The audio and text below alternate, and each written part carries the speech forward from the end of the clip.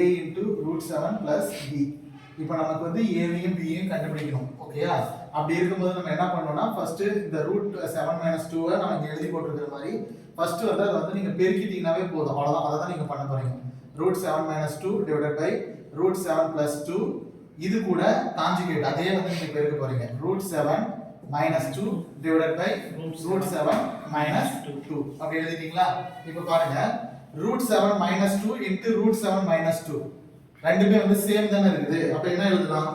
root 7 minus 2 whole square எழுதிக்கலாமா? ஆனா கீழ மட்டும் வேற இருக்கு பாருங்க. root 7 plus 2 into root 7 minus 2 இப்படி இருக்கு. அதனால அதை அப்படியே எழுதிக்கலாமா? root 7 plus 2 into root 7 minus 2 அப்படி எழுதிக்கலாமா? ரைட். இப்போ வேற ஒண்ணுமே நீங்க பண்ண தேவையில்ல. இது அந்த a minus b whole square ஃபார்முலாவா? a minus b whole square ஃபார்முலாவா? அப்படியே இந்த a minus b whole square ஃபார்முலால அப்படியே எழுதிக்கலாமா இத?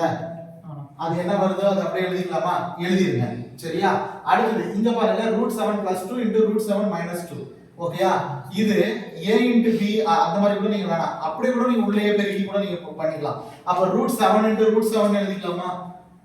உள்ள இருக்கறத அப்படியே நீங்க போடுங்க.